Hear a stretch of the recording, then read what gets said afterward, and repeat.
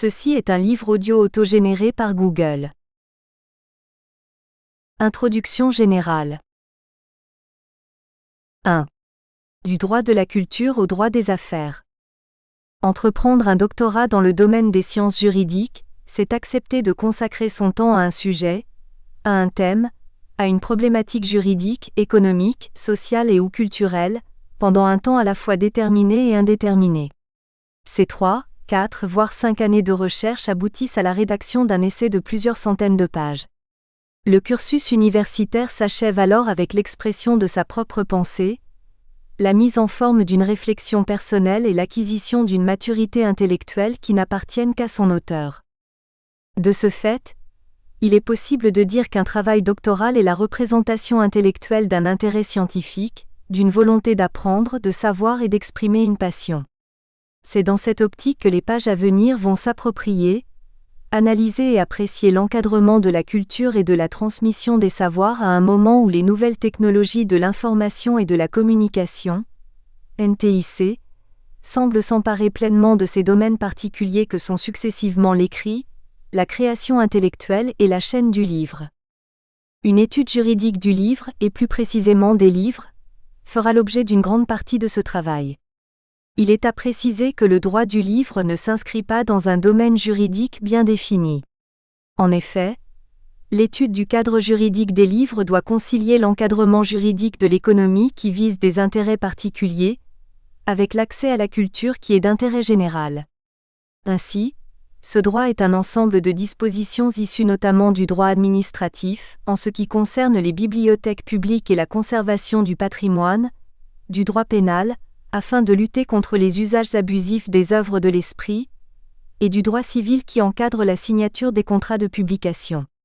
De plus, au-delà de la réglementation relative à l'exploitation du livre, il faut aussi ajouter les règles de droit fiscal et les dérogations portées au droit de la concurrence. En conséquence, il s'agit d'un domaine complexe, au croisement de l'application du droit public et du droit privé grevant une création intellectuelle. Le travail a donc nécessité de la rigueur afin de se familiariser avec le fonctionnement de toute une filière économique, d'appréhender les mécanismes qui viennent bouleverser la conception matérielle du livre, et une législation toujours plus conséquente pour faire face aux enjeux du numérique. Ainsi, partant de la situation de la presse française et de ses usages par rapport à l'écrit numérique, la réflexion à venir propose de faire un état des lieux de la réglementation propre à la création, à la fabrication et à l'exploitation commerciale et culturelle des livres et des œuvres intellectuelles écrites. Elle envisage également la situation propre à chaque acteur principal, l'auteur, l'éditeur, le libraire, les bibliothèques et le lecteur. Le diffuseur a été sciemment exclu du projet, puisqu'il a trouvé sa place dans cet univers numérique. Son rôle est de mettre à disposition des libraires le catalogue d'œuvres éditées ou publiées par les éditeurs partenaires via le réseau Internet.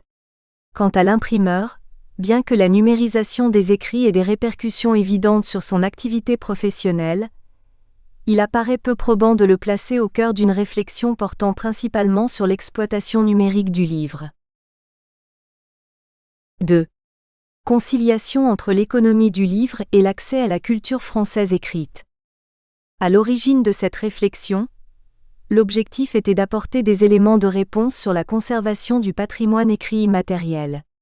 Toutefois, l'avancée des recherches a révélé un lien intangible entre culture et économie, qu'il nous a semblé plus intéressant d'exploiter. L'ensemble des réflexions portées tant par l'Union européenne que par le ministère de la Culture et de la Communication français tente à concilier l'exploitation économique des créations intellectuelles avec les usages permis par l'informatique et le réseau Internet. En conséquence, ce travail se fonde sur 2 problématiques, l'une sur l'économie, l'autre sur la gratuité des contenus intellectuels. Ce sont ces 2 points qui gouvernent les interrogations autour des industries culturelles numériques. C'est notamment à travers notre titre préliminaire que nous mettrons ces éléments en perspective. Toutefois, avant d'entamer la réflexion, il faut apporter quelques précisions nécessaires à la bonne compréhension de ce travail. Il s'agira tout d'abord de présenter les acteurs de la chaîne de production, de commercialisation et d'exploitation des œuvres écrites rendues disponibles au public. Par ailleurs, il nous semble judicieux de présenter quelques aspects de l'informatique et les conséquences juridiques de sa pénétration dans les foyers français. Nous dégagerons de ces propos une problématique générale qui aiguillera l'ensemble de cette présentation de l'adaptation du cadre juridique des livres dans l'environnement numérique. 3. Présentation de la chaîne du livre.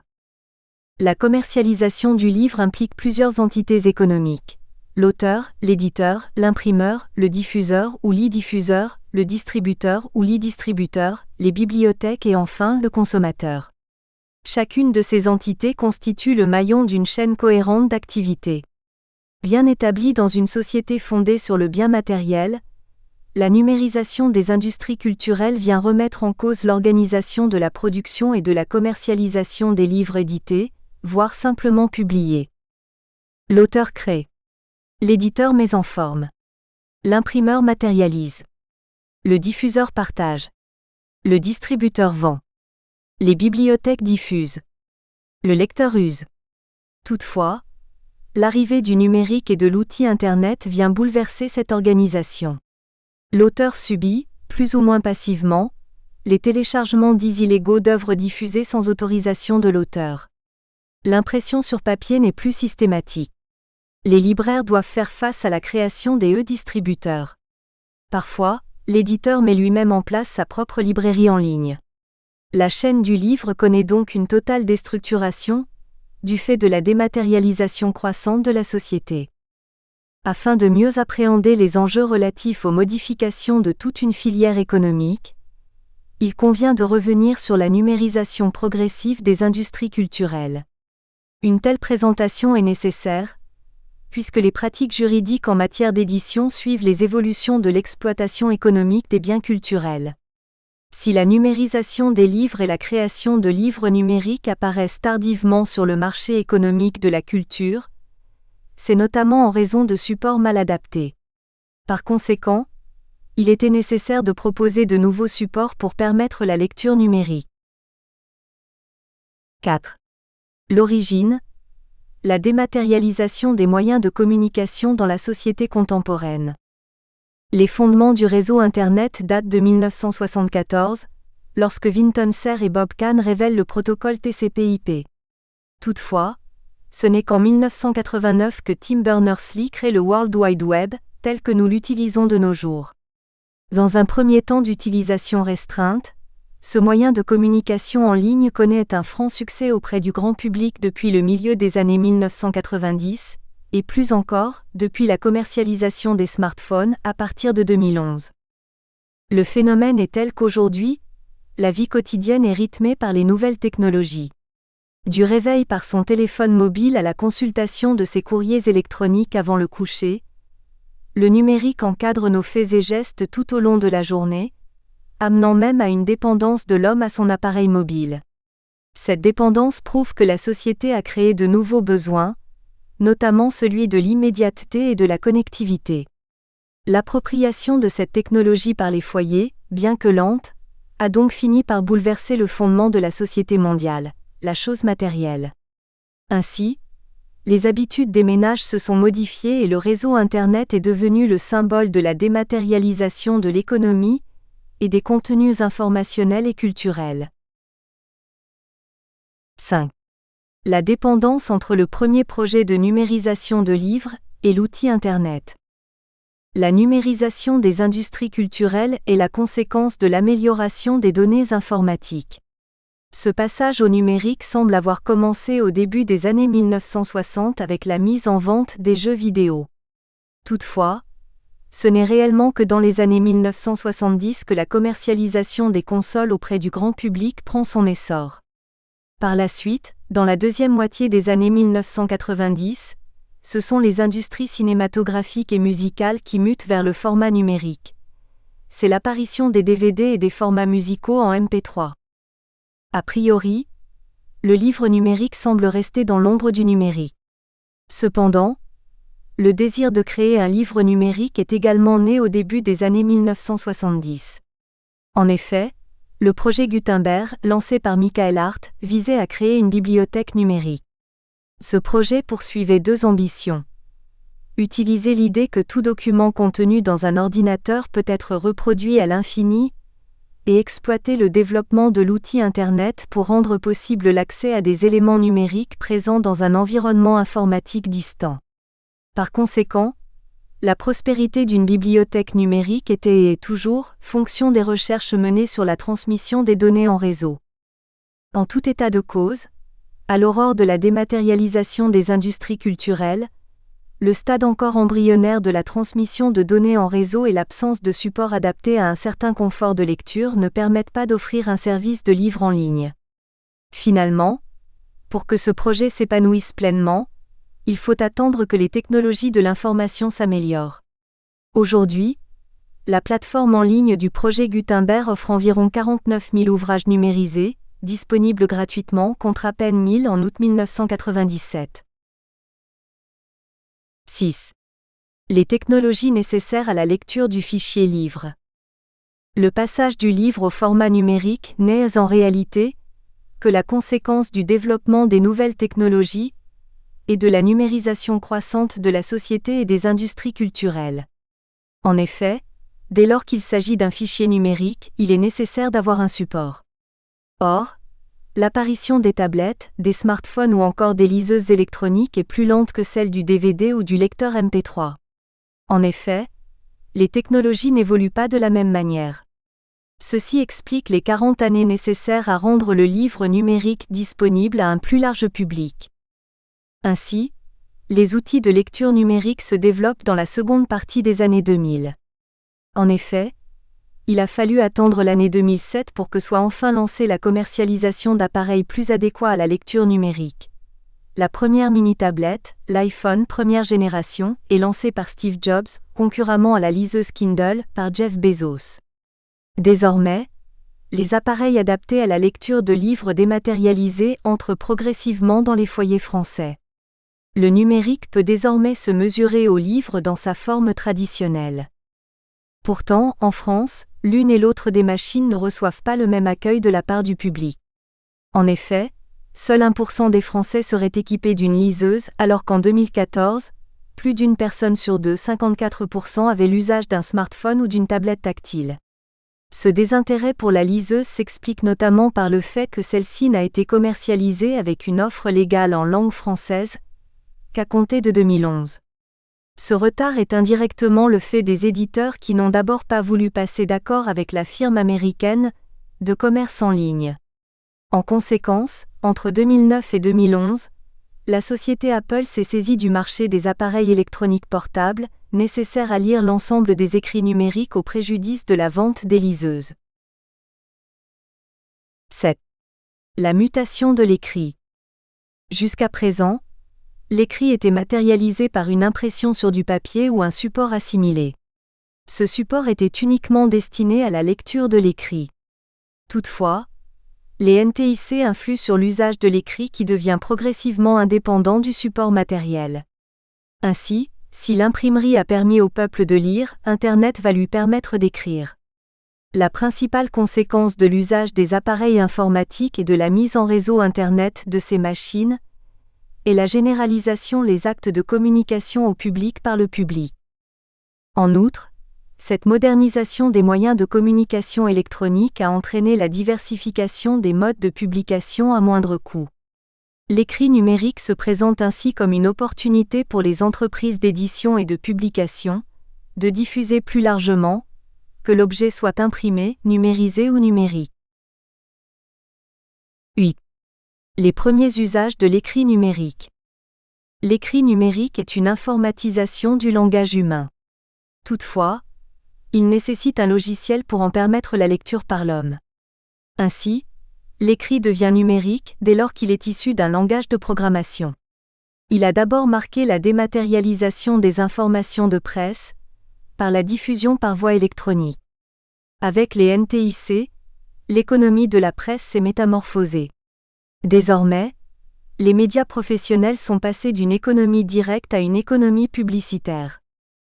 Cependant, la mutation de la communication au public ne s'arrête pas là.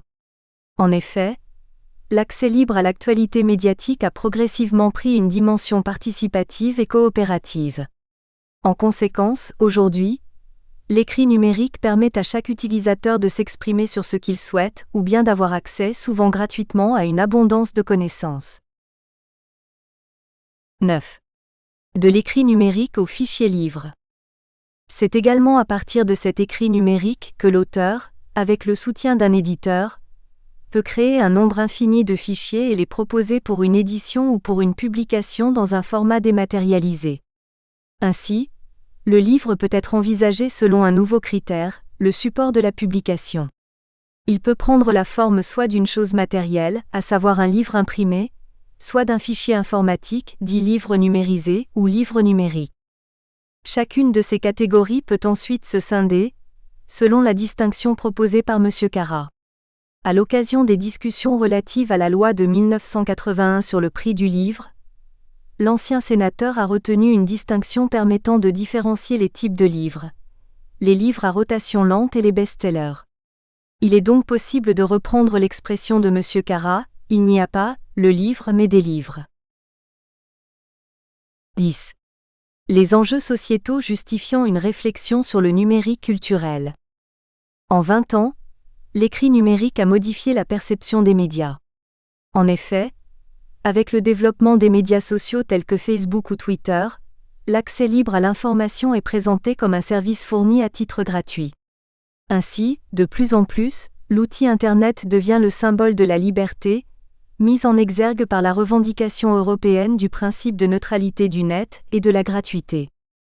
Le même constat peut être fait dans le cadre de l'industrie musicale et cinématographique. YouTube, les offres de streaming gratuits et de manière plus générale, le peer-to-peer. Ce sont là autant de nouveaux acteurs du réseau Internet qui participent à la libre diffusion, en apparence gratuite, mais pas nécessairement licite.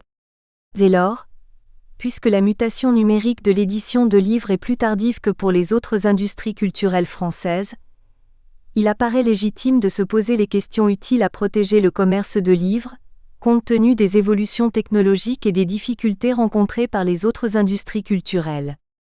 Plusieurs réflexions ont déjà abouti. En effet, les représentants des acteurs du commerce de livres ont cherché à s'entendre afin de ne pas donner aux usagers d'Internet une trop grande liberté vis-à-vis du livre numérique et numérisé. Il apparaissait prématuré d'accélérer le bouleversement du livre, en substituant le numérique au papier. 11. Contrôler la numérisation dans l'édition de livres. Depuis la fin des années 1990, les NTIC connaissent un franc succès. Internet, téléphonie, matériel informatique divers. De plus en plus de personnes, âgées de 12 ans et plus, disposent d'un accès Internet, 82% en 2014, sont équipées d'un téléphone mobile, 89% ou d'un ordinateur, 82%. De fait, dans un pays régi par les lois et les règlements, la question de l'encadrement des usages numériques est bien légitime. Ainsi, à travers les différentes utilisations des NTIC, de quelle manière les professionnels du livre et les représentants publics tentent de protéger et ou de réguler le marché économique des livres. Si la connectivité peut présenter certains avantages, facilité de publication, meilleur accès à l'information, gratuité des données, correspondance accélérée, communication par voie électronique au-delà des frontières, elle a également un effet papillon. En effet, de nouvelles opportunités s'ouvrent aux cybercriminels. À l'occasion de certaines infractions, le droit de la propriété intellectuelle est d'autant plus malmené que le partage de données est facilité par le passage au numérique. C'est ce qui explique une réaction étatique par le biais d'une meilleure régulation du numérique. 12. Un vaste droit à développer. La volonté d'adapter le droit d'auteur aux spécificités de la société de l'information et de les économies de la connaissance a été initiée dès le début des années 2000. Le Parlement européen a souhaité, d'une part, harmoniser le droit de la propriété littéraire et artistique dans l'ensemble des États membres et d'autre part, envisage maintenant d'exploiter pleinement les réflexions intellectuelles afin d'affirmer la place de l'industrie européenne. En conséquence, ce droit est en pleine mutation. Toutefois, la mise en place du droit d'auteur dans l'économie de la connaissance n'est pas complète. Elle se limite, pour le moment, à une directive sur l'exploitation des œuvres orphelines. En revanche, la réglementation pour une harmonisation des usages en libre accès reste à définir. Il convient de relever qu'aujourd'hui, ce n'est plus uniquement le droit d'auteur qui occupe l'esprit des législateurs européens et français. En effet, l'édition numérique, et plus particulièrement l'exploitation des livres numériques, suscite des interrogations relatives aux droits de la concurrence et aux dispositions fiscales. Ainsi la France a-t-elle été condamnée en mars 2015 pour non-respect de la directive relative à la taxe sur la valeur ajoutée, TVA. Cette condamnation est la conséquence d'une volonté de maintenir le principe de l'exception culturelle française. Dès lors, entre exception culturelle, droit de la concurrence et fiscalité, l'économie du livre amène encore certains points de réflexion pour un meilleur encadrement du marché. La conception ancestrale de l'économie culturelle justifie, pour les autorités, un attachement à cette économie réelle. 13. La protection de l'économie du livre. L'écrit imprimé a toujours eu une valeur économique. En conséquence, il est rapidement apparu nécessaire d'apporter un soutien à cette nouvelle activité économique. Ainsi, du soutien royal, par le biais des privilèges de librairie, au soutien de l'État, grâce aux aides financières du Centre national du livre (CNL), l'histoire du livre montre l'intérêt de la commercialisation de l'écrit. Ainsi, la production du livre et l'exploitation de celui-ci ont toujours bénéficié de différents soutiens étatiques.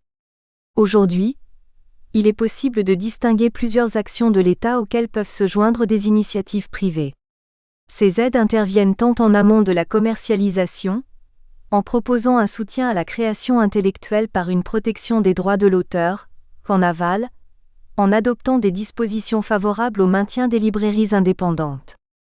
L'investissement de l'État dans l'économie du livre est venu répondre à un besoin. En effet, les librairies indépendantes ont déjà connu des difficultés à la fin des années 1970, lorsque les grands supermarchés et les enseignes culturelles se mettaient en place.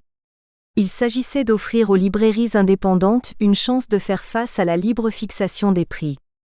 La réglementation étatique cherchait à maintenir le régime juridique le plus approprié aux livres imprimés. Toutefois, si les dispositions de la loi Lang de 1981 ont permis le maintien des librairies de proximité, l'arrivée du numérique crée de nouvelles embûches auxquelles ladite loi ne peut remédier. Dès lors, le législateur a adopté des textes spécifiques à la vente en ligne de livres imprimés et à la vente de livres numériques. 14. La croissance de la gratuité dans l'exploitation de l'écrit numérique. En parallèle à cette économie du livre, se développe une conception plus libre de l'écrit numérique. Si le libre n'exclut pas forcément la commercialisation d'une œuvre de l'esprit, il ouvre des opportunités, faisant ainsi évoluer la conception de l'exploitation des droits exclusifs de l'auteur compte tenu du lecteur. Ce dernier semble d'ailleurs prendre de plus en plus d'importance dans la vie des écrits numériques. En effet, si l'imprimerie fige la mise en forme d'un livre, le numérique peut permettre la collaboration entre l'auteur et l'usager. Ainsi, la gratuité d'accès aux livres numérisés et numériques, à l'écrit numérique et plus largement à la culture immatérielle, a des implications au regard du droit d'auteur et des exceptions au bénéfice du lecteur. C'est pourquoi l'État français et l'Union européenne estiment nécessaire de prévoir un encadrement juridique. Il apparaît ainsi possible de concilier l'exploitation économique du livre avec les droits patrimoniaux de l'auteur, et la garantie d'un accès du lecteur aux écrits, au savoir et à la culture. Une telle organisation du droit doit donc concilier des intérêts contraires. 15. Économie et culture. La conciliation de l'exploitation économique d'un bien culturel et l'accès à celui-ci peut être le résultat de la loi. En effet, le Parlement européen et le législateur français ont mis en place des exceptions et limitations aux droits d'auteur, consacrant indirectement un droit restreint d'accès au contenu. Cependant, le champ d'application actuellement restrictif ne permet pas d'appliquer les dispositions à l'exploitation numérique des créations intellectuelles. Nous tenterons donc d'apporter les réponses utiles à cette nécessaire entente entre économie et liberté d'accès. L'exploitation économique et le droit d'accès à la connaissance peuvent également se concilier grâce aux pratiques contractuelles, notamment inspirée de la culture juridique anglo-saxonne. Dans les pays du Commonwealth, la jurisprudence et les contrats, et par conséquent la pratique, ont une valeur juridique. Ainsi, avec le partage par voie électronique des différentes cultures du monde, les auteurs, les éditeurs, les distributeurs et les bibliothèques usent de plus en plus des conventions et de licences pour exploiter les droits numériques de propriété littéraire et artistique. La difficulté vient du fait que pratique anglo-saxonne et droit français suivent deux philosophies juridiques différentes, voire contradictoires. La situation est de nature à créer des problématiques juridiques relatives à l'exploitation des droits de propriété littéraire et artistique dans l'espace numérique. En dépit des interventions législatives à répétition, l'exploitation des biens culturels numériques souffre de l'incompréhension du monde informatique. En effet, alors que les usages numériques sont encadrés par des relations contractuelles, relevant pour la plupart des modalités d'exploitation anglo-saxonnes, le législateur français tente de prévenir les nouvelles opportunités d'exploitation et d'usage des contenus numériques d'œuvres intellectuelles. En conséquence, les autorités publiques doivent trouver un juste équilibre entre le respect des droits de l'auteur et la liberté d'usage. Tout déséquilibre en faveur de l'un ou de l'autre serait de nature à porter atteinte à la protection des acteurs économiques et ou culturels des livres imprimés et numériques. 16. De la critique juridique à l'évolution du droit de la propriété intellectuelle. La réflexion a été menée en deux temps. Dans un premier temps, nous avons analysé le droit du livre en ce qu'il pose le cadre juridique nécessaire à la protection de l'économie du livre numérique. Dans un second temps, nous avons envisagé de déterminer les évolutions en matière de droit d'auteur, dès lors que les nouvelles technologies s'imposent dans les usages quotidiens. En conséquence, l'analyse des dispositions en vigueur pour la protection de l'économie du livre imprimé nous a permis d'envisager et de proposer certaines solutions pour l'adaptation du droit à l'exploitation commerciale du livre, partie 1. Puis, au fur et à mesure, la réflexion est beaucoup plus critique et entreprenante, afin de rendre compte de l'effectivité de l'application et de l'efficacité des normes. En conséquence, la réflexion menée en matière de propriété intellectuelle avait pour but de tenir compte des NTIC et de proposer une adaptation modérée du droit d'auteur, compte tenu du rôle que le lecteur de livre a à jouer dans la vie de l'œuvre intellectuelle écrite, partie 2. En effet, la collectivité de l'écrit, de l'information et des connaissances n'est pas nécessairement de nature à exclure la commercialisation du texte et des créations littéraires et artistiques. 17.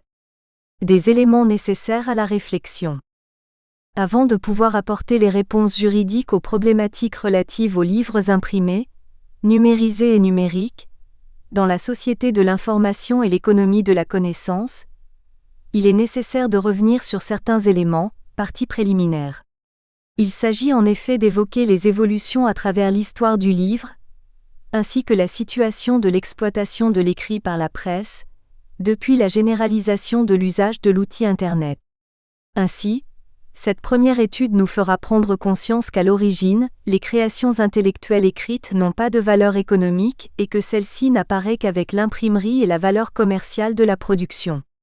Une nouvelle évolution est désormais en train de se mettre en route, compte tenu des évolutions de l'écrit numérique et des conséquences de la numérisation sur l'exploitation économique de la presse.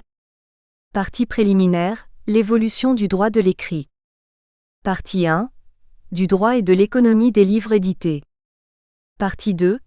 De la commercialisation à l'exploitation. Partie préliminaire. L'évolution du droit de l'écrit. 18. L'étude des usages de l'écrit, comme fondement de l'évolution du droit positif en matière de créations intellectuelles. L'écriture apparaît à Sumer, en Mésopotamie, vers 3500 avant notre ère. Elle ne doit pas être confondue avec les dessins, comme ceux laissés dans les grottes de Lascaux, car bien qu'il s'agisse d'un mode d'expression de la pensée et d'un moyen de transmission des savoirs, il n'y a pas de caractère identifié et identifiable établi selon un code stable. Aujourd'hui, le terme écriture est défini par le Larousse comme un système de signes graphiques servant à noter un message oral afin de pouvoir le conserver et ou le transmettre. L'écrit permet de transférer un savoir, de transmettre un patrimoine ou encore de se souvenir d'une pensée ou d'un fait historique. Il devient le fondement de l'ordre social, juridique et politique d'une société. C'est donc à juste titre que Michel Fayol qualifie l'écriture de compromis entre le codage du sens, sémiographie, et celui des sons, en fait les phonèmes, phonographie. Toutefois, nous ne pourrons pas faire grand cas de l'étude isolée de l'écrit et de l'écriture. En revanche, ce qui nous apparaît intéressant, c'est la mise en exergue de l'évolution des usages de l'écrit par rapport aux différents supports et des buts recherchés à l'occasion de leur exploitation. Un tracé n'est rien sans le support sur lequel il s'inscrit, et ne peut se définir comme un signe qu'en relation avec lui. 19. L'évolution des supports de l'écrit.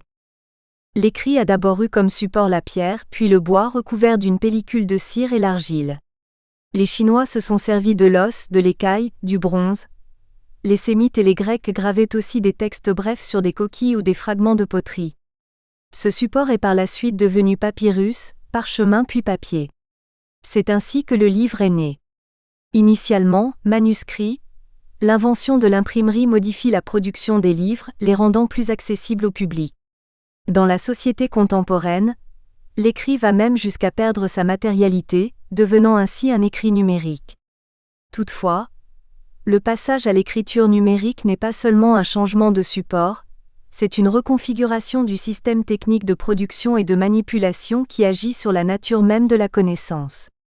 Les mutations de l'écrit ont donc des conséquences qu'il convient d'étudier pour comprendre les évolutions à envisager en matière d'encadrement de l'écrit, et plus précisément des livres. 20. Appréhension des conséquences de la mutation de l'écrit.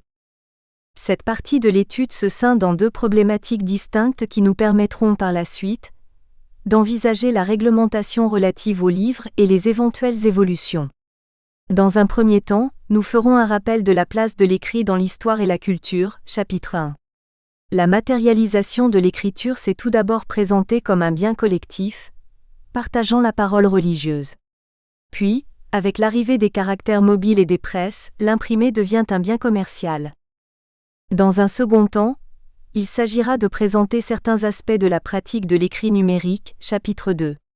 Les usages de cette forme particulière de l'écriture sont venus modifier les modes de communication au public. Or, en raison des nouvelles possibilités, nous avons constaté que le droit de l'écrit, et plus particulièrement de la presse, a été adapté au NTIC. Cette étude a donc pour but de faire prendre conscience que le statut de l'écrit et du livre n'est pas immuable, et qu'il a toujours su s'adapter aux évolutions de la société dans laquelle il a été matérialisé. En conséquence, le droit doit maintenant prendre en considération le fait de la dématérialisation de l'écrit. Chapitre 1. Le statut du livre au regard des évolutions de l'écrit et de ses supports. Chapitre 2.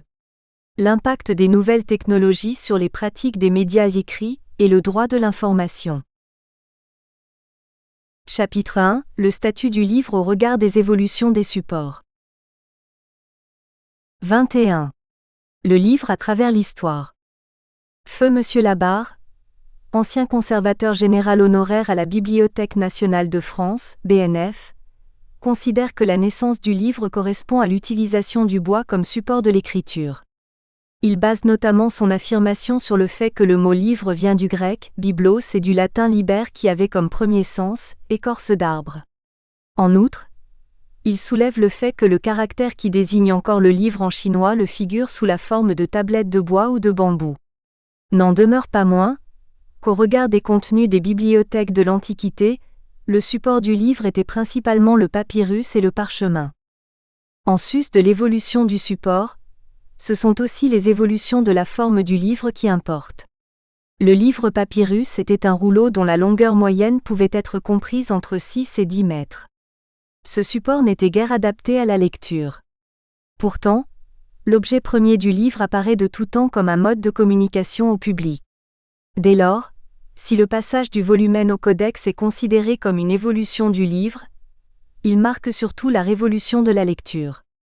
Quoi qu'il en soit, aux origines du livre, l'écrit ne semble pas avoir été destiné à une lecture populaire. Toutefois, si nous présentons le livre comme un bien élitiste, cette perception ne doit pas remettre en cause l'objectif de l'écrit et de son support, transmettre une donnée. En réalité, seuls les moyens mis en œuvre pour parvenir à cet objectif commun ont évolué. La transmission des contenus a d'abord été la parole. Ainsi, le lecteur a avant tout été auditeur. Puis, la lecture est devenue progressivement silencieuse, notamment du fait d'un public de lecteurs plus important. C'est également l'évolution de la mise en page du livre qui a permis ce changement. Ces bouleversements sont d'autant plus importants que Gutenberg a créé les caractères mobiles et les presses à imprimer. Partant de là, la place particulière de l'écrit, du livre et de la lecture dans les sociétés a entraîné une évolution de l'encadrement juridique de l'écrit et de l'objet livre qui est longtemps resté le support essentiel du texte. 22. Le statut juridique de l'écrit et du livre. La présentation des origines a certes été brève. Toutefois, pour notre étude, il semblait plus intéressant d'analyser directement la période moyenâgeuse, où les usages de l'écrit et du livre vont d'autant plus servir notre réflexion.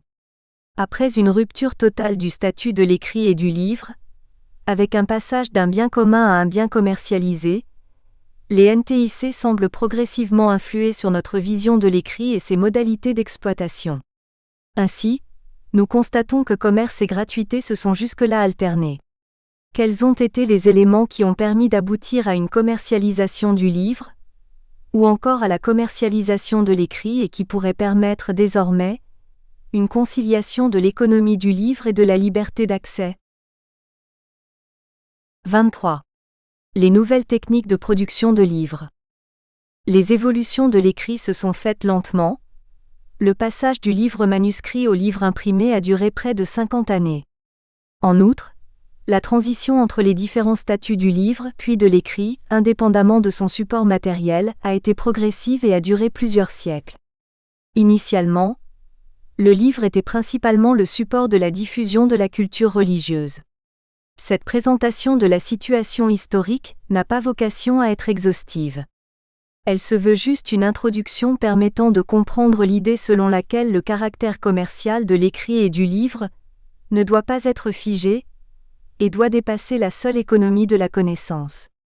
En conséquence, nous envisagerons d'une part les causes de l'évolution du statut de l'écrit section 1, pour appréhender d'autre part les conséquences juridiques de la transition de la gratuité à la commercialisation du livre section 2. Section 1. L'évolution du statut du livre, du bien collectif au bien économie. 24. Le commerce de livres de l'Antiquité. Selon M. Labarre, pendant l'Antiquité gréco-romaine, le livre a été commercialisé. Toutefois, il relève qu'il existe peu de données pour se prononcer sur l'ampleur de cette économie. En revanche, pour cet auteur, le développement des bibliothèques manifeste aussi et surtout l'expansion du livre. Ces bibliothèques semblent avoir été d'abord constituées par les grands notables, puis transmises et rendues publiques à des fins de conservation et de transmission. Ces bibliothèques sont notre premier patrimoine culturel commun. Cependant, ces bibliothèques ont connu un destin funeste et ont disparu au cours du 5e siècle de notre ère, emportant avec elles près de 120 000 documents. Le commerce de livres s'est alors trouvé en faillite. Dès lors, la diffusion des livres et des textes qui figuraient dans le patrimoine gréco-romain a été reprise par les religieux, à titre gracieux. En conséquence, de la croissance des bibliothèques dans l'Empire d'Orient pendant le règne de Constantin, IVe siècle, à l'effondrement de Constantinople, sous la puissance turque, XVe siècle, le livre s'est progressivement présenté comme un moyen de promouvoir le christianisme. 25. Le manuscrit du Moyen Âge. L'Église diffusait les contenus, mais avait également la charge de la production des copies d'ouvrages dans ses scriptoriums. Le travail des copistes du Moyen Âge était manuel, et ne rendant pas l'écrit figé. En effet, le copiste prenait souvent la liberté d'adapter, de corriger et d'améliorer les ouvrages qui lui étaient soumis. Cette pratique propre au Moyen Âge traduit bien l'idée selon laquelle l'écrit se présente comme un bien collectif, au service du partage des valeurs religieuses. Ainsi, durant le bas Moyen Âge, l'auteur n'avait aucun droit sur le contenu des œuvres et ne bénéficiait d'aucune reconnaissance intellectuelle. Cette situation s'explique notamment par le fait que le texte n'était protégé par aucune norme, mais qu'il s'agissait souvent d'œuvres anonymes et anciennes qui étaient reproduites. Cette absence totale de protection juridique de l'auteur a alors permis l'évolution des contenus, mais également les libres communications orales au public. Le Haut Moyen Âge marque donc la première rupture pour le statut du livre, en ce qu'il devient un bien uniquement collectif et perd totalement sa valeur économique. Il a fallu attendre le XIIe siècle pour que les abbayes cessent d'être les seuls centres de vie intellectuelle. Les historiens évoquent alors le début de la période laïque, de l'histoire du livre. Durant cette laïcisation de l'écrit, le livre est devenu le support privilégié des enseignements. En effet, l'écrit permettait de diffuser les savoirs dans les enceintes d'apprentissage. Le livre entrant dans la sphère universitaire, son propre statut a à nouveau été modifié. L'œuvre écrite a repris son caractère commercial. L'activité de librairie a dès lors lentement pris de l'ampleur, notamment en raison d'un besoin d'accès plus important à l'écrit et d'une offre de livres imprimés en langue vulgaire. Quoi qu'il en soit, l'invention de l'imprimerie a marqué le début de la prospérité de la profession de libraire, lui donnant une place importante dans les maillons de la chaîne du livre. Dans ce contexte bien particulier, les changements autour des caractéristiques du codex vont permettre de faciliter l'accès aux écrits dès la fin de la période moyenâgeuse. 26. Les incunables, intermédiaires entre les livres manuscrits et les livres imprimés. L'invention de Gutenberg a changé totalement le clivage de la diffusion du livre et des écrits.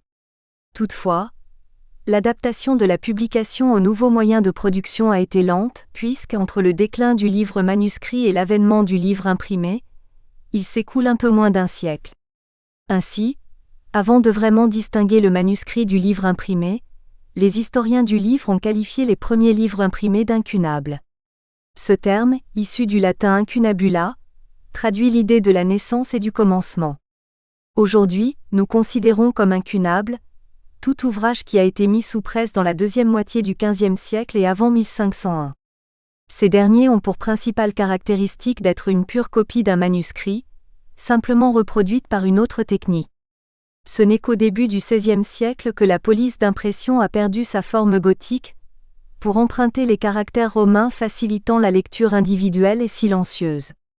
Les historiens estiment que ce n'est qu'à compter de 1530 à 1550 que le livre imprimé s'est détaché totalement de son ancêtre le manuscrit. Finalement, le terme manuscrit n'a d'existence qu'à partir du moment où la reproduction des textes se fait par des outils mécaniques. La distinction entre le manuscrit et l'imprimé est ainsi établie. 27. Les raisons et les conséquences de la commercialisation de l'imprimé. Outre la modification de la forme du livre, l'invention de l'imprimerie a également fait évoluer les modalités de diffusion de l'écrit et du livre. La presse à imprimer apparaît être la cause de la commercialisation du livre, en ce sens que l'imprimeur était et demeure un entrepreneur, contrairement aux copistes qui étaient au service de Dieu. Il nous semble donc légitime que le bien produit soit commercialisé. Pour autant, métier neuf, l'imprimerie ne s'intégra pas d'emblée dans un cadre préétabli, puisque ce n'est qu'a posteriori que des liens se sont créés entre les différents métiers du livre, à tel point que librairie et imprimerie pouvaient même être indissociables. La transition entre le livre en tant que bien collectif et le bien à valeur commerciale n'a donc pas été immédiate. Par ailleurs, la commercialisation de l'écrit a eu pour effet d'imposer aux différents professionnels du livre de choisir les ouvrages à reproduire mécaniquement. Monsieur Labarre insiste sur le fait que seuls les ouvrages susceptibles d'intéresser le plus grand nombre de leurs clients ont été imprimés. Le but était alors de créer le plus de bénéfices possible. L'imprimerie a eu pour conséquence de créer un risque pour la diffusion des idéaux minoritaires, qui aurait pu permettre des évolutions différentes de la pensée. Nous pensons ici aux idées humanistes qui prenaient une réforme du système d'enseignement. Compte tenu des risques qui pouvaient découler de la diffusion de l'écrit par reproduction mécanique, l'autorité royale a progressivement retenu un cadre juridique relatif à la commercialisation des livres. Des autorisations royales d'impression et de diffusion au public au statut monarchique et corporatiste. La mise en exergue de l'économie du livre est la source d'un encadrement juridique évolutif qu'il est intéressant de présenter. Section 2. Les aspects économiques du livre imprimé dans l'ancien droit. 28. Les conséquences juridiques du changement de statut du livre. Avec la mise en place d'une activité économique, il est apparu nécessaire de créer un cadre pour la bonne exploitation du livre et la juste répartition des droits. Il nous semble nécessaire de faire une rapide présentation de la création du droit du livre, afin de constater la croissance de la réglementation favorable à l'économie du livre, mais contraire à l'épanouissement littéraire et artistique. Tout d'abord, ce sont les libraires et les imprimeurs qui ont bénéficié de la protection royale, avec ses avantages et ses inconvénients. 1. Toutefois, les abus des libraires et la demande des auteurs de se voir reconnaître des droits sur les œuvres écrites ont conduit à l'élaboration progressive d'un droit d'auteur. 2. Répondant à l'intitulé « Propriété de la production de génie ». Cette évolution en faveur d'un dispositif juridique est venue répondre à un besoin des professionnels du livre, à une époque où la contrefaçon était au cœur de la production de livres et de la diffusion des écrits et des idéologies, parfois contraires à la prospérité de la royauté. 1. Les privilèges de librairie et d'impression, entre protection de l'économie et régulation de l'écrit.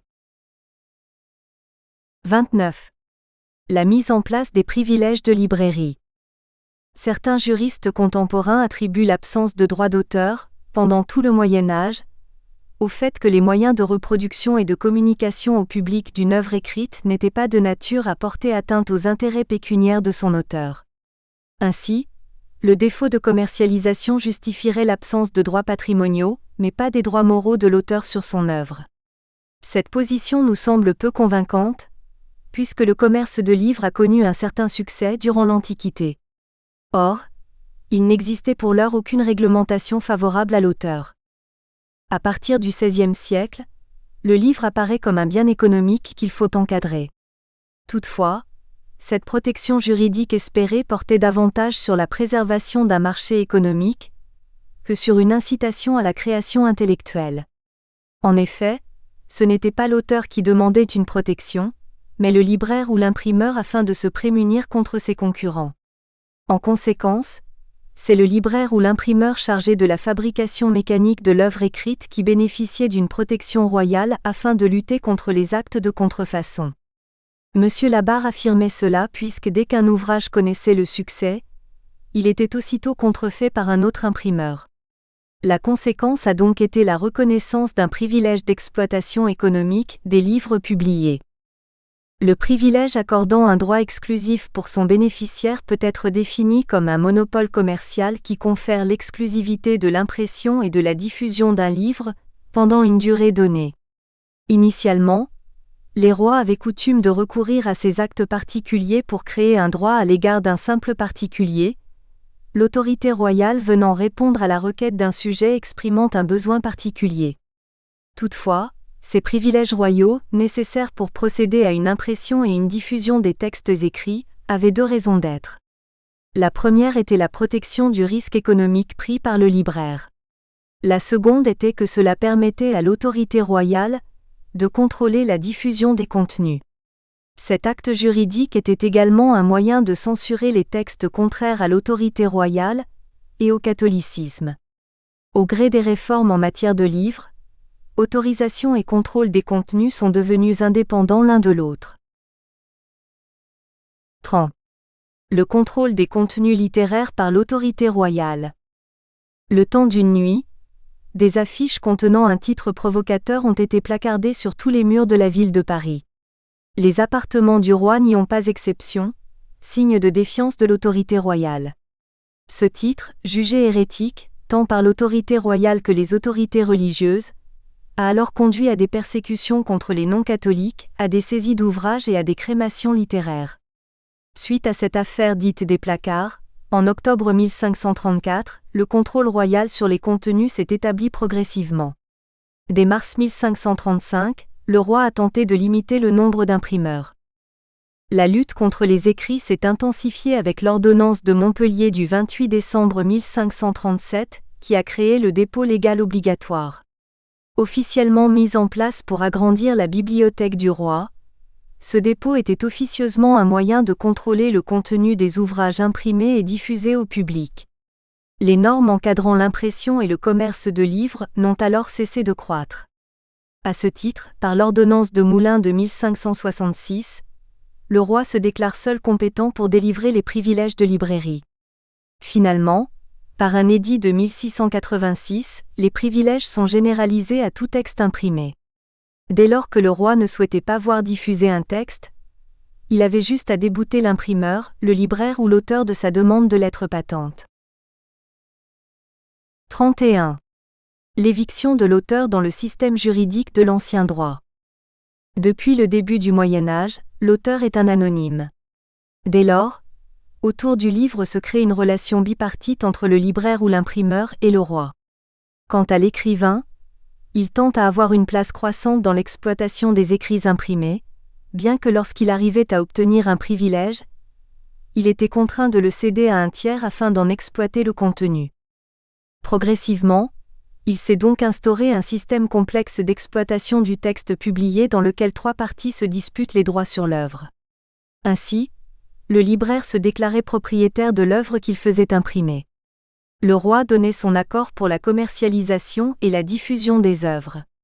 L'auteur demandait une reconnaissance, voire un droit de propriété, pour sa création intellectuelle. L'évolution de l'exploitation économique du livre par la reconnaissance des droits de l'auteur. 32. Les litiges judiciaires de droit d'auteur. Très tôt et à travers toute l'Europe, nombre d'auteurs prennent conscience des risques et profits de l'imprimerie. Ainsi, dès le XVIe siècle, certains auteurs tentent de se voir reconnaître des droits à l'occasion de l'exploitation de leurs œuvres par les libraires et imprimeurs. Ainsi, M. Pfister expose l'affaire Lavigne, jugée en 1504, pour laquelle un droit d'impression est admis à l'égard de l'auteur. En outre, Madame Latournerie nous expose le cas de l'affaire Muret de 1568. Dans celle-ci, le Parlement valide la thèse du droit de propriété de l'auteur sur son œuvre, soutenue par l'avocat Marion. Ce droit est limité et s'éteint avec la publication de l'œuvre. Finalement, avant d'obtenir un statut légal, au moment de la Révolution de 1789, l'auteur s'est vu reconnaître un droit sur l'œuvre, en vertu duquel il pouvait être bénéficiaire d'une rémunération. De nouvelles relations se sont créées entre l'auteur et le libraire, notamment établies par voie contractuelle. 33. Les contrats d'édition dans l'Ancien Régime. Si certains continuaient à travailler pour la gloire, beaucoup recevaient quelques exemplaires de leur ouvrage qu'ils monnayaient de diverses façons, soit simplement en les vendant, soit le plus souvent en les offrant à leurs amis et à leurs protecteurs. Les premières rémunérations pouvant parfois être qualifiées de contrepartie, indirectement financières. En conséquence, afin d'améliorer leur situation, les auteurs ont accepté d'être dépendants des libraires qui les publiaient. De cette manière, l'auteur a manifesté sa volonté de profiter des fruits tirés de l'exploitation de ses créations intellectuelles. Cependant, la situation demeurait peu favorable à l'auteur, puisque le libraire et l'imprimeur détenaient leurs droits tant de l'autorité royale, par le biais des privilèges, que de l'auteur, en vertu d'un contrat de cession. En vertu des contrats d'édition, majoritairement conclus sous seing privé, auteurs et libraires s'entendent sur un principe de rémunération proportionnelle au nombre de pages in octavo. Toutefois, selon M. Évrard, une telle rémunération était de nature à inciter les auteurs à allonger la pagination, et donc d'accroître les frais liés à l'édition. Une telle pratique avait donc des répercussions sur la détermination du prix de vente des ouvrages. Finalement, entre abus des auteurs et abus des libraires, le XVIIIe siècle est marqué par un fort déséquilibre dans la chaîne de publication des livres imprimés. En effet, la réclamation de plus de droits de la part de l'auteur et l'exploitation abusive des privilèges par les libraires et les imprimeurs conduit l'autorité royale à remettre en question sa position en matière de commerce de livres. 34. La reconnaissance des droits patrimoniaux de l'auteur. En France, la reconnaissance d'un droit propre de l'auteur sur son œuvre s'est faite non pas en rupture, mais dans le cadre du régime des privilèges d'impression. Progressivement, les instances judiciaires du roi vont reconnaître des droits aux auteurs. Les décisions les plus marquantes sont les affaires Crébillon de 1749, La Fontaine en 1761 et Fénélon en 1777. Ce dernier arrêt a d'ailleurs marqué la fin du monopole des libraires parisiens. Ils reconnaissent également, pour la première fois, que l'auteur est titulaire d'un droit grevant sa création intellectuelle, alors que le libraire ne peut prétendre qu'à une faveur temporaire du roi pour en exploiter la forme imprimée. Ainsi, du droit d'autoriser l'impression, le Conseil du roi a fini par retenir la propriété de l'auteur. Les 6 arrêts qui sont rendus le 30 août 1777 marquent un tournant dans la conception du droit de la propriété littéraire et artistique, bien que certains auteurs de traités de droit, et non des moindres, renonçaient à percevoir des droits sur leurs œuvres. Nous pouvons notamment citer les civilistes Potier et Jousse, 2 éminents juristes d'Orléans qui inspireront les rédacteurs du Code civil. Finalement, la loi Le Chapelier de 1791 vient abolir les privilèges. La consécration de la place de l'auteur n'aura de cesse de s'affirmer, tant par la jurisprudence que par le biais d'un cadre juridique posé par les lois et les règlements. En tout état de cause, la situation juridique de l'ancien droit montre que la création littéraire n'a pas souffert de l'absence de droits patrimoniaux et de droits moraux, celle-ci étant fondée sur la notoriété et le partage culturel. La protection des droits voulus par l'auteur n'a été que la conséquence directe des abus des libraires en matière de commerce de livres. 35. Conclusion du chapitre 1. Il s'agissait dans ce chapitre de réfléchir sur les mutations juridiques qui ont entouré le livre sous l'ancien droit. Finalement, il ressort de cette étude que la notion d'œuvre collective est restée présente de la création de l'écrit à la consécration du droit de propriété intellectuelle de l'auteur d'une œuvre de l'esprit. En effet, nous avons pu constater que les demandes des auteurs interviennent a posteriori de l'exploitation économique de l'écrit, des textes et des livres. En conséquence, les requêtes des auteurs se présentent comme une réponse à une économie créée de par l'exploitation de leur production de génie, plus que comme un besoin de reconnaissance pécuniaire découlant d'un droit de propriété. En effet, selon M. Évrard, dans l'ancien droit, l'auteur semble animé par la notoriété et le partage de ses connaissances. Dès lors, la rémunération de l'auteur, au cours du développement du commerce de livres imprimés, ne doit pas être présentée comme une conséquence d'un travail intellectuel, mais comme un effet de la commercialisation de ces livres les libraires et les imprimeurs de l'ancien droit. Pourtant, à compter de la Révolution française, la protection de l'auteur n'a eu de cesse de se développer, allant jusqu'à distinguer les droits moraux et les droits patrimoniaux de l'auteur. Nous choisissons toutefois de ne pas développer l'histoire du droit d'auteur entre 1789 et 1957, date de l'adoption du système juridique actuel en matière de propriété intellectuelle, car les aspects relatifs à une protection croissante de l'auteur n'apporteront rien à la suite du raisonnement. L'intérêt de cette étude était de montrer qu'il est nécessaire de prendre en considération les évolutions de la société, des moyens de production, de diffusion et de distribution de l'écrit et des opportunités technologiques.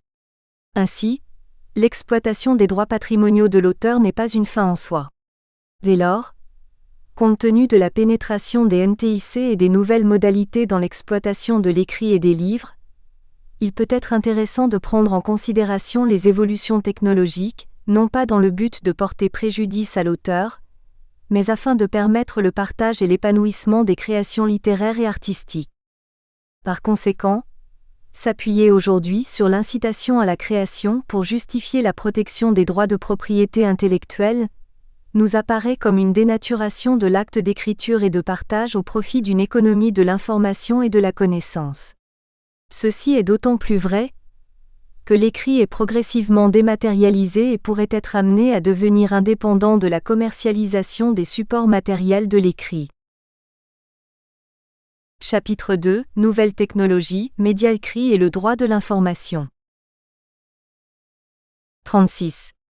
Une nouvelle évolution de l'encadrement juridique de l'exploitation de l'écrit.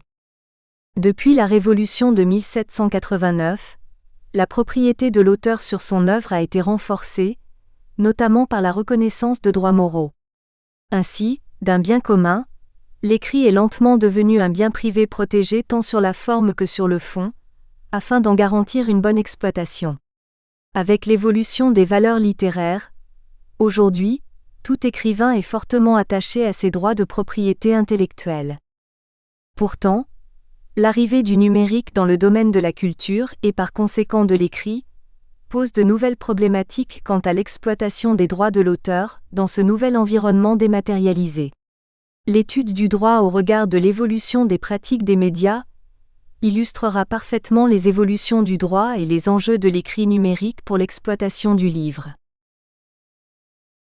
37. Les évolutions de l'écrit dans la langue française.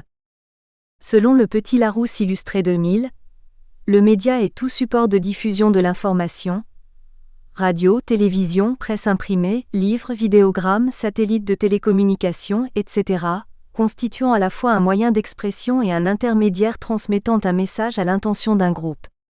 Les exemples énumérés sont précis. Le terme support renvoie à l'idée de matérialité.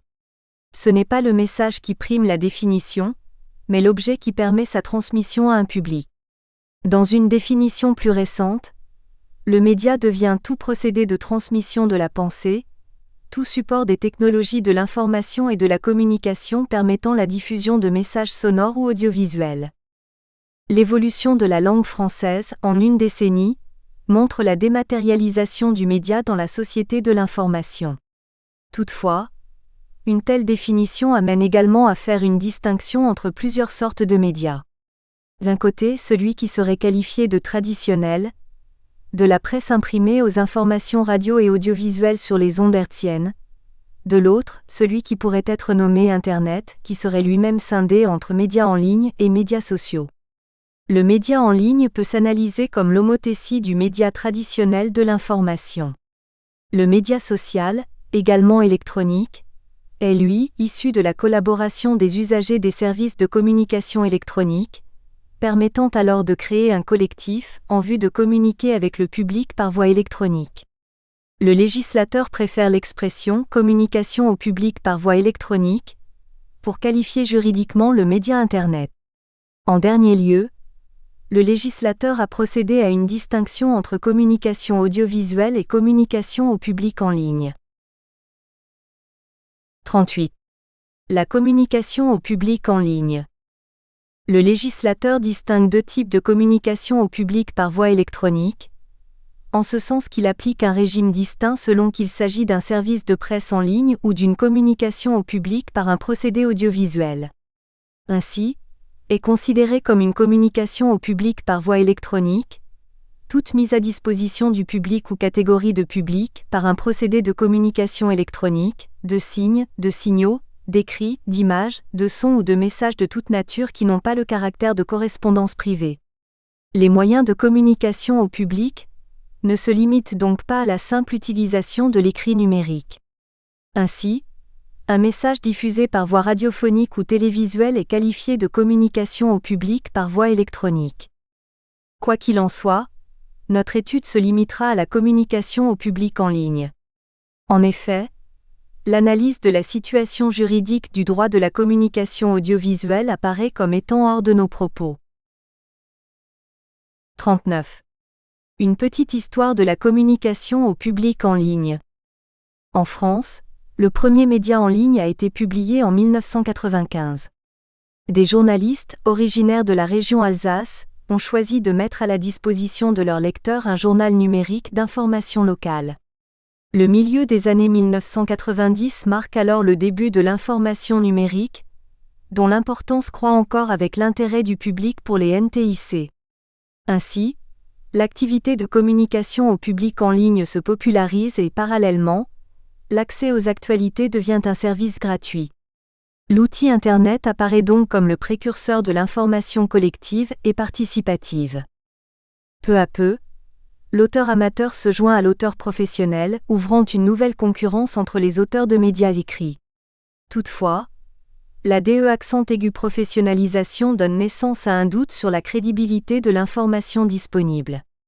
Ainsi, M. Polomé retient comme critère de fiabilité la mention des sources, le sérieux de la rédaction et la présentation de l'intégralité des faits. En conséquence, l'usage de l'information en ligne nécessite de mettre en relation diverses sources de contenu pour en apprécier la valeur scientifique et le sérieux informationnel. Dès lors, si l'accès à l'information est facilité, la véracité des contenus risque d'être noyée dans la masse médiatique. Pour autant, le principe de liberté qui gouverne l'utilisation de l'outil Internet ne permet pas a priori de limiter l'expression de chacun. 40. Liberté, gratuité et encadrement juridique de la communication au public en ligne. Dans un univers dématérialisé où tout semble possible, il s'avère toutefois nécessaire de déterminer précisément les limites entre, d'un côté, la liberté d'expression et de communication, et de l'autre, le respect des règles de droit. Ainsi, pour les autorités publiques, il s'agit de trouver un équilibre entre la liberté de communiquer par voie électronique et d'accéder au contenu par le réseau Internet, et le respect du droit et de l'économie de l'écrit numérique. Après plusieurs siècles de commercialisation de l'écrit, les NTIC et les communications par voie électronique sont donc venus bouleverser le schéma traditionnel de la diffusion de l'information écrite. Ainsi, entre évolution de la pratique et l'évolution du droit, de quelle manière est-il possible d'analyser les conséquences de l'exploitation de l'écrit numérique ? Il s'agit pour nous d'envisager les conséquences de la gratuité sur la pratique et le droit de la communication au public en ligne. En tant que mode d'exploitation de l'écrit, les bouleversements dans les modalités de communication au public induites par les technologies numériques peuvent également se retrouver dans celles gouvernant l'exploitation des œuvres littéraires et artistiques. En conséquence, la présentation de la situation des communications au public en ligne nous semble opportune. Nous souhaitons d'abord mener une réflexion sur les aspects de la pratique qui imposent à tout un chacun des bouleversements du fait des NTIC, section 1. Dans un second temps, nous présenterons l'évolution juridique relative à l'exploitation et à la gratuité des contenus numériques écrits, section 2. De cette manière, nous pourrons prendre conscience du fait que le droit et l'économie de l'écrit numérique, à l'occasion des communications au public en ligne, se sont adaptés à la dématérialisation des médias écrits, audiovisuels et radiophoniques. Section 1. Les effets pratiques de la mise à disposition gratuite des contenus. 41. Un dérèglement du système législatif a posteriori. Le droit n'a pas vocation à anticiper les évolutions. Une telle démarche viendrait justement empêcher de telles évolutions. C'est en ce sens que nous utilisons l'expression de système législatif a posteriori. Ainsi, la pratique apparaît comme la raison d'être du droit, en dépit des difficultés que peuvent rencontrer les acteurs économiques. Pour autant, bien que le législateur soit intervenu pour limiter certains effets de la pratique, nous avons pu constater que la gratuité des usages de l'outil Internet domine ce principe de réglementation a posteriori, voire en modifie l'efficacité. Ainsi, l'assimilation du numérique à la gratuité a conduit à un bouleversement de l'économie des communications écrites au public en ligne. Dès lors, il nous apparaît intéressant de présenter certains éléments de l'économie virtuelle qui s'est progressivement mise en place pour assurer un financement de la collectivité de l'information. 1. En effet, ce mode de financement alternatif a altéré la vision de l'accès à la culture, et par conséquent les conditions d'accès à l'écrit numérique. En outre, il est possible de percevoir les mutations de la pratique dans l'analyse des droits d'auteur dans l'environnement numérique. 2. De plus en plus, l'auteur assiste et consent à un assouplissement de la protection de ses droits d'exploitation. Dès lors, il nous est possible d'affirmer que les NTIC amorcent progressivement une évolution de la culture. 1. Les nouvelles modalités de financement de la collectivité, des communications au public en ligne. 42. Économie réelle et économie virtuelle. En raison des avancées technologiques entraînant la dématérialisation de l'écrit, le réseau Internet devient, à la fois, un support de la création intellectuelle et industrielle et un outil créateur d'économie. Ainsi, les économistes distinguent plusieurs économies, l'économie réelle et l'économie virtuelle. L'économie réelle crée de la valeur monétaire et se base sur l'échange de biens et services matériels contre de la monnaie physique. À l'inverse, l'économie virtuelle résulte des transactions commerciales via Internet et se traduit économiquement par des inscriptions en compte pour l'acquisition de biens et services virtuels. Dès lors, la production de biens ou de services peut être exclusivement réelle ou exclusivement virtuelle. En outre, suivant une évolution progressive des usages des outils numériques, la production de biens peut être envisagée virtuellement et destinée à une transposition en réel. L'inverse est également envisageable, par le biais de la numérisation du bien réel. Par conséquent, la production économique est désormais concernée par le partage réel virtuel de l'espace économique. Appliquée aux industries culturelles, cette évolution se traduit par un bouleversement de la nature économique du marché des médias et de l'écrit. En effet, les communications au public par voie électronique créent une économie alternative, fondée sur le concept d'un univers virtuel. Ces virtualités portent tant sur la production des biens que sur l'économie. Ainsi, l'économie de l'information et de la communication est un bon exemple pour présenter cette modification du modèle économique de l'écrit médiatique. 43. L'économie de l'information et de la communication. En matière de communication au public en ligne, la virtualité de l'économie tend à devenir une économie dissimulée à l'usager. En effet, les médias en ligne ne semblent pas créer un marché économique, puisque l'information est rendue disponible gracieusement à l'internaute. Toutefois, la gratuité du service médiatique est une chimère. L'accès à l'information demeure une activité lucrative. Les apparences découlant des usages du réseau Internet prônent la gratuité du numérique. Ainsi, l'internaute peut accéder aux données numériques par une simple manipulation tapuscrite sur un moteur de recherche en ligne. N'en demeure pas moins que la création et la mise à disposition au public des médias, de même que la liberté de communication, accroissent l'économie virtuelle. Ainsi, l'ouvrage de M.M. Chantepie et le Diberdé propose 3 modèles économiques pour les industries culturelles. La reproductibilité mécanique, l'accès numérique et le modèle de la radiodiffusion. Le premier est basé sur le support imprimé et la création matérielle, économie réelle. Le deuxième sur l'emploi des techniques numériques et la création dématérialisée, économie virtuelle. Le dernier utilise les médias de masse et l'accès gratuit à l'information. Les 2 premiers systèmes ne donnent naissance à aucune FAQ puisqu'ils sont financés l'un par la vente d'une chose matérielle, l'autre par la mise en place d'abonnements permettant d'avoir accès aux médias en ligne.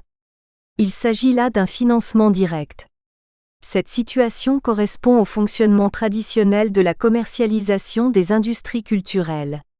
Quant au troisième modèle, celui de la radiodiffusion, il a concerné d'abord la radio et les chaînes publiques de télévision, puis les médias en ligne. Cette technique de financement résulte de plusieurs types de financement. Ce peut être des fonds publics, à l'instar de la redevance audiovisuelle. En outre, la presse peut également être soutenue par des investisseurs privés.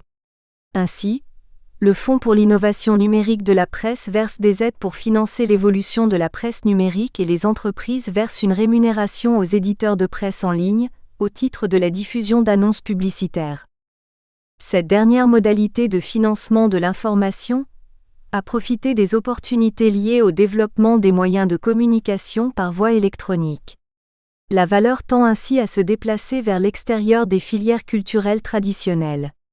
Le marché de la publicité en ligne s'est considérablement développé.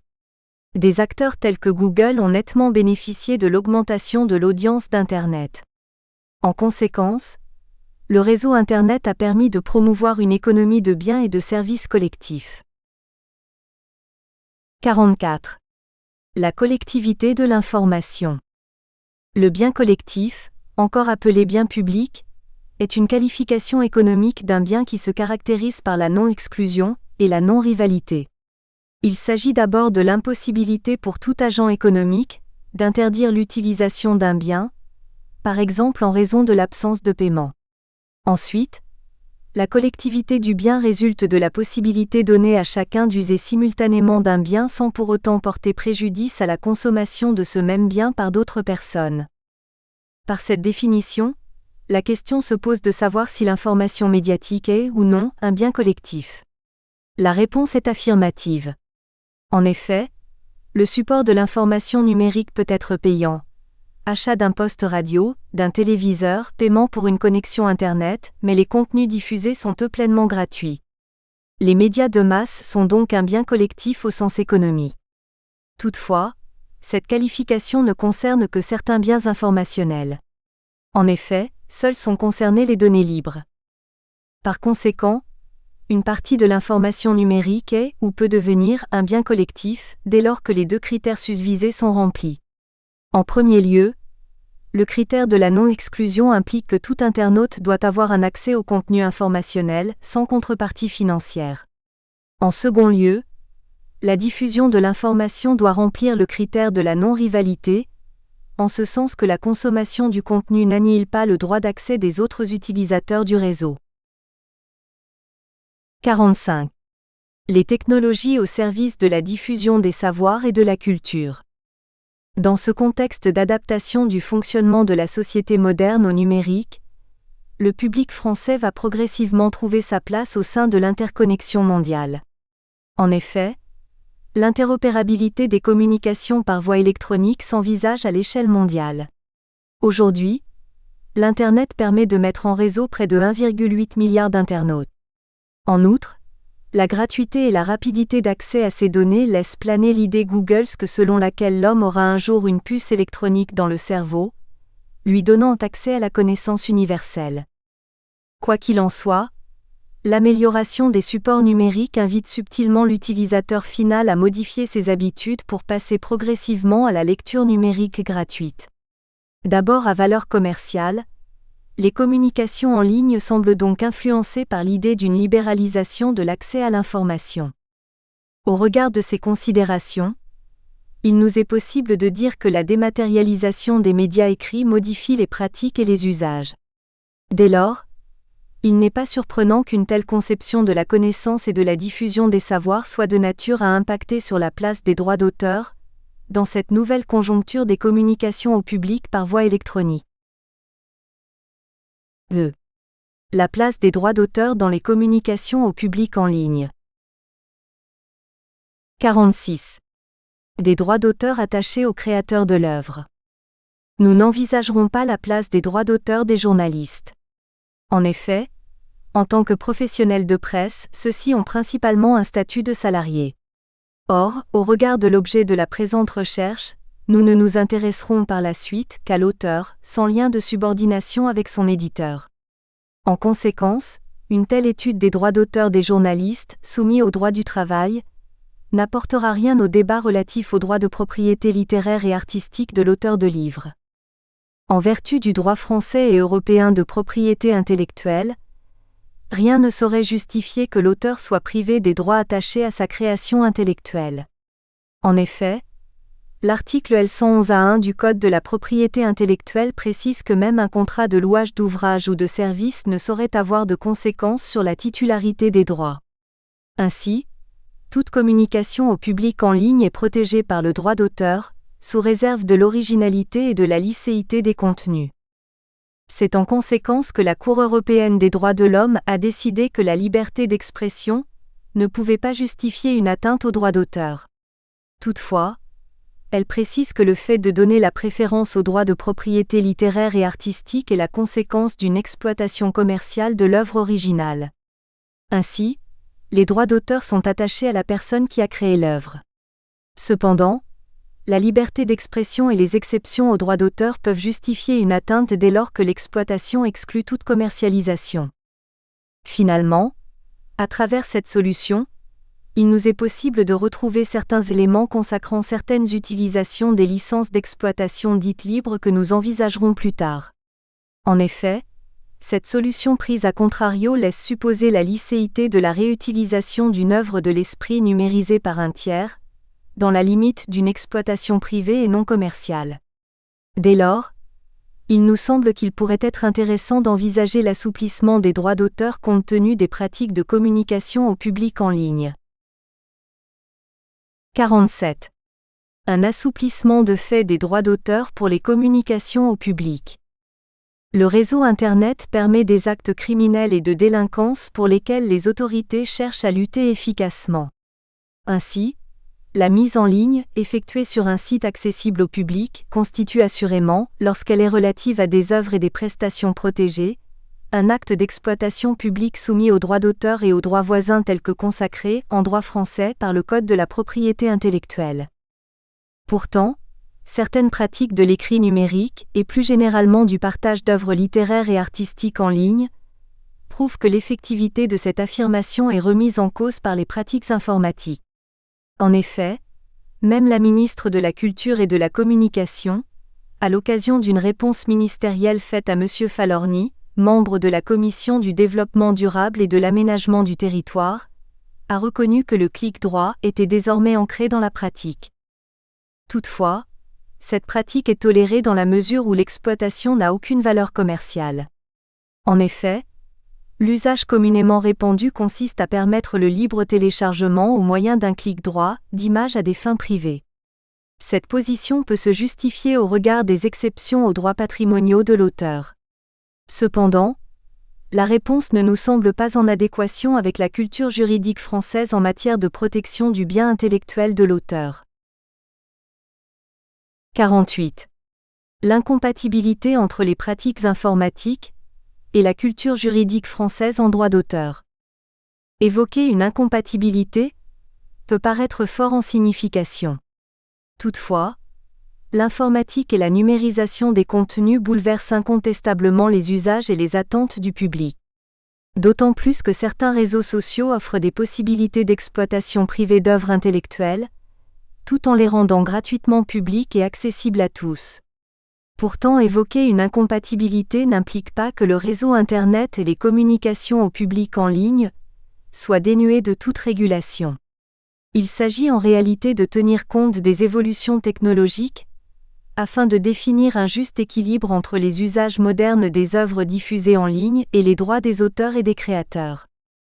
Cette incompatibilité s'avère être le résultat d'une modification des perceptions de l'écrit, de la part des usagers. En effet, une évolution peut être constatée dans les rapports de l'individu avec la matérialité et ou l'immatérialité des choses marchandes ou non. Là où l'informatique permet la gratuité de l'accès au profit de l'usager, les autorités publiques cherchent la prospérité économique et le développement du marché unique numérique en Europe. Il n'est donc pas surprenant d'assister à des atteintes répétées aux droits d'auteur à l'occasion des communications en ligne. Il demeure toutefois évident que la volonté des usagers ne peut justifier l'ensemble des atteintes. Cependant, il doit être relevé que de plus en plus d'usagers consentent à remettre en cause leurs droits d'exploitation à titre commercial, afin de faciliter la diffusion de leurs créations intellectuelles. À titre d'exemple, il est possible de citer les blogs individuels ou les vidéos diffusées sur des sites hébergeurs mondiaux. En outre, certaines de ces créations intellectuelles peuvent être diffusées cumulativement à travers plusieurs réseaux sociaux. Les NTIC apparaissent comme un moyen efficace de promotion des contenus culturels. 49. Vers une responsabilité de droit spécial en matière de communication au public en ligne. Ce déni de l'évolution des mœurs et de ses conséquences conduit progressivement le législateur à définir les fondements, les conditions et les instances qui mettront en jeu la responsabilité des acteurs des communications au public, et par le public, par voie électronique. Ainsi, cette responsabilité concerne tant les usagers qui peuvent télécharger les contenus que les personnes qui mettent ces contenus à disposition des usagers. Dans le premier cas, la responsabilité sera fondée sur une atteinte aux droits de l'auteur. Dans le second cas, l'action menée aura généralement comme fondement la contrefaçon. Quoi qu'il en soit, nous pouvons constater qu'aucun aménagement des droits de propriété intellectuelle n'est envisagé, même si la ministre de la Culture et de la Communication reconnaît que la pratique du clic droit est reconnue implicitement. Cette remarque de la ministre apporte la preuve que le numérique est de nature à modifier les rapports entre l'usager et l'auteur de communications au public, par voie électronique. C'est en conséquence que nous avons pu constater une évolution de la réglementation juridique quant à la diffusion gratuite des contenus, ainsi basée sur les usages et pratiques. Section 2. Les effets juridiques de la mise à disposition gratuite des contenus. 50. Gratuité, collectivité et droit d'auteur. La numérisation des médias écrits et de tous les pans de la culture a créé de nouveaux enjeux relatifs à la communication au public en ligne. Ainsi, par exemple, à l'occasion d'une question relative à la numérisation des collections des musées, la ministre de la Culture et de la Communication semble déclarer licite l'usage communément répandu qui consiste à permettre le libre téléchargement au moyen d'un clic droit d'images à des fins privées. En revanche, toute exploitation commerciale de ces photographies, dès lors qu'elles concernent des fonds conservés par un musée national, même relevant du domaine public, est soumise au respect des droits patrimoniaux de l'auteur. Quant aux musées de France relevant des collectivités territoriales, l'exploitation des images des collections relève de leur propre appréciation. Ce qu'il faut retenir de ces éléments est que la gratuité pour l'usager n'exclut pas nécessairement la rémunération de l'auteur, dans le cadre d'une exploitation commerciale de l'œuvre littéraire et artistique. Ainsi pouvons-nous librement communiquer et accéder au contenu dans la limite des droits de chacun. Dès lors, la mise en collectivité des données en ligne modifie la structure de l'écrit et les règles de la communication au public. Nous nous proposons de réfléchir à la manière dont chacun des acteurs de l'écrit numérique a trouvé sa place dans ces nouveaux usages numériques. Cette place peut résulter tant de la pratique que de la loi. 51. Un droit de la communication en ligne à confirmer.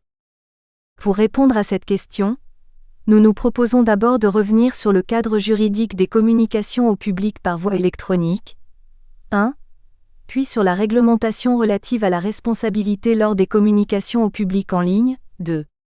Il s'agit d'un droit en pleine mutation qui reste à confirmer. Le numérique se présente comme un élément nouveau dans la sphère du législateur. En conséquence, celui-ci ne s'est pour le moment prononcé sur le droit de la communication que par le biais de réponses à des besoins bien particuliers. Dès lors, l'usager de l'outil Internet est en présence d'une multitude de dispositions sur lesquelles fonder une action en justice. Ces questions nous semblent légitimes, dès lors que le législateur tente de consacrer une protection juridique de l'écrit dans un espace caractérisé par la liberté. 1. L'évolution de l'encadrement juridique de la communication en ligne et la liberté d'expression et de communication. 52. Communication au public et société de l'information. L'intérêt croissant des autorités publiques pour le numérique engendre une... Nous espérons que vous avez apprécié cet aperçu. Pour continuer à écouter ce livre audio sur Google Play Livres, utilisez le lien dans la description de la vidéo.